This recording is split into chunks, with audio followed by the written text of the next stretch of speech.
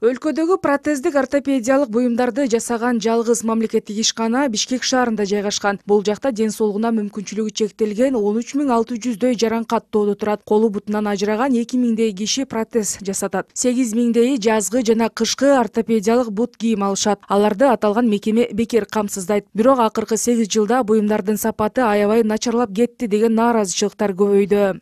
Булардын качество бизге тигип берип аткан 5000 сомдук сапожкалары, 4800 сомдук сапожкалары да вот бизге тигип берип аткан мына. Кожа эмес. Мына ону бир жума мурун жасап беришкен бул ботусту. Ичин караңыз. Кардон, кагаз. Азыр бул 1 айга чыдабайт. 1 ай. Мына бул байке 1 ай болду кийгенине вот. Мына. Ону кантип сапожка деп элестетип каласыңар буну. Масы калың мындан. Көлөч. Галош да, галош. Мына. Рахат Шопоков республикалык протездик ортопедиялык буюмдар ишканасы жасаган бут кийимдин сапаты начар болгондуктан 1 жылга жетпей жыртыларын айтат. Анткени алар таза кайыштан жасалбайт дейт ал. Дээрлик 5000 сомго бааланып тигилген өтүктү көчөгө кийип чыга албай жатышканын билдирди. Жалгыз бутунан суук өткөндүктөн өзү калыңыраак булгары сатып алып, мекемедеги усталарга жазгы жана кышкы 2 бут кийим тиктирип көргөн. Мен бул жерге бул качествоны кие албаганын кесепетинен өзүм магазинден кожа сатып келдим, мех сатып келдим, тиктирдим бuyakta. Жулу кийдим өзүмө деп. Өзүм бутум бир бутум да орукчан, бир бутум жок. Вот азыр көрөлү ушу сапожка кандай тигилди. Ал сапожканын баасы бул баага чыкпайт. 5000ге жетпейт. Жетпейт, даже 3000ге чыкпайт. Муну менен бунус асман менен жердей. Буну ичин дагы сатып келдиңизби баарын? Бул замочкадан бери өзүм сатып келдим. Бул ботус менен бул ботусту салыштырып көрүңүз. Ден соолугуна мүмкүнчүлүгү чектелген жарандарды түйшөлткөн дагы бир маселе протез жана ортопедиялык бут кийимдерди жасоо мөөнөтүнүн узакка созулуп кетиши. Учурда жүздөгөн киши кезегин күтүүдө. Анткени протез жасаган кызматкерлердин саны аз болуп жатыптыр. Бул жерде ар биринде бирден секте, бирден мастер калды, көрдүңөр. Мурун бул жерде 3төн 4төн мастер болуп келген, запас менен. Азыр бул балдар кетебиз деп турат. Булар кетип калса, запас жок бул жерде. Бизге протез жасачу. Запасыбыз жок уже, мастер жок уже, биз кие албай, балдакчан уже буту жок, көчөдө жүрүп калгантабыз да. Буту жок эле басып калгантабыз. Мындай көйгөйгө туушуккан жарандар маселени чечип берүү өтүнүчү менен 1 жума мурда президентке кайрылышкан. Жазган арызынын негизинде 11 адамдан турган атайын комиссия түзүлгөн. Социалдык өнүктүрүү министри Кудайберген Базарбаев ал жактагы мүчүлүштүктөр бар экенин мойнуна алууда. Биякта мындай комплекстүү бардыгын биз караш керекпиз. 30 жылдан бери каралбаган заводду мисалы где-то вот 1 жуманын ичинде биз эмечи оңдоп беребиз деп айтсак, биз алдамчы болуп калабыз. Бирок биз көйгөйлөрдүн бардыгын билебиз, эмне кылыш керегин билебиз.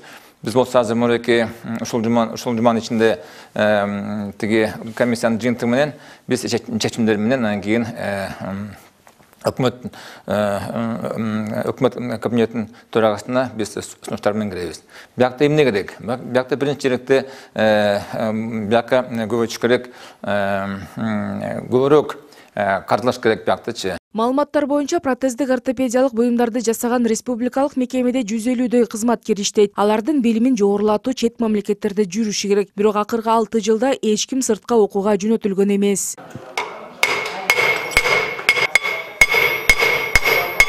Бул цехте протездер жасалат. Мында киргенде эле клей жана лактын жыты дароо сезилет.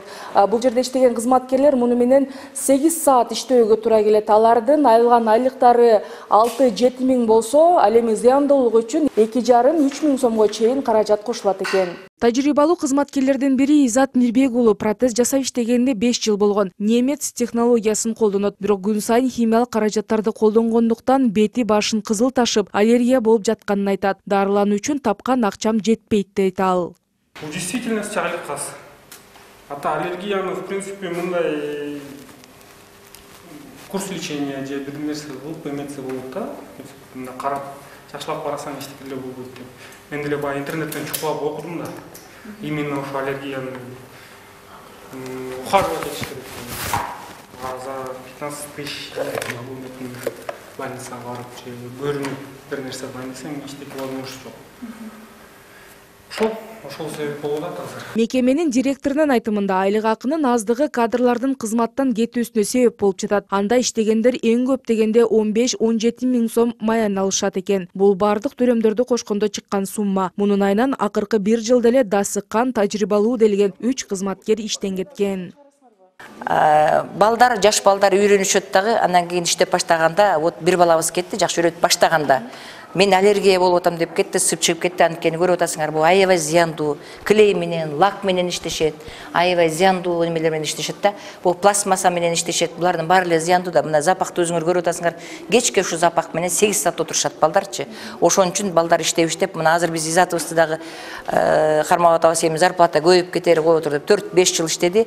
Продукциялардын сапаты боюнча айткан мекеменин директору булгары жана башка материалдар тендер аркылуу сатылып алынат дейт. Мыйзамга ылайык алар арзан баа сунуштаган ата мекендик ишкананы гана тандаш керек. Бул өз кезегинде продукциянын сапатына таасирин тийгизип жатканын билдирди. Кожа заводдон алган материалдар, мына берекилерчи.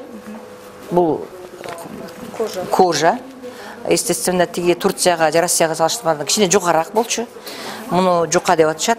Мех, момундай мехти тоже муну дагы тендер менен чыгып алышат. Азыр жасалма мех, азыр бул пациенттердин требования эмеси биздин лоузлардын мүмкүнчүлүгү чектелген адамдар берди жатат. Заказ бергендердин эмеси бирге калың кожа алгыла, российский же турецкий, а ичин натуральный мех менен жакшы кылып тейип бергиле деген талап болуп атат да азыркы кездечи. Бизге берилген акчага жанагынча жылыга 6-7 миңден обувь келет, ошого жеткирип ушундай кылып алабыз. Анан бирок положениебизде именно натуральный мехтен тиккиле деген жок. Ал жерде обувь турат да, кожа есть, бул кожа. Маалыматтар боюнча протездик ортопедиялык буюмдар ишканасына жыл сайын 65 миллион сом бөлүнөт. Анын 30 миллондою материалдарды сатып алууга кетсе, калганы кызматкерлердин айлык маянасына коротулат экен. Имаратты оңдоого каражат каралган эмес. Республикалык протездик ортопедиялык буюмдар мекемесинин имараты салынганына быйыл 43 жыл болду. Бул убакыт ичинде аталган имарат бир дагы жолу капиталдык ремонттон өткөрүлгөн эмес, анткени өкмөт тарабынан жарытарлык каражат бөлүнбөй келет.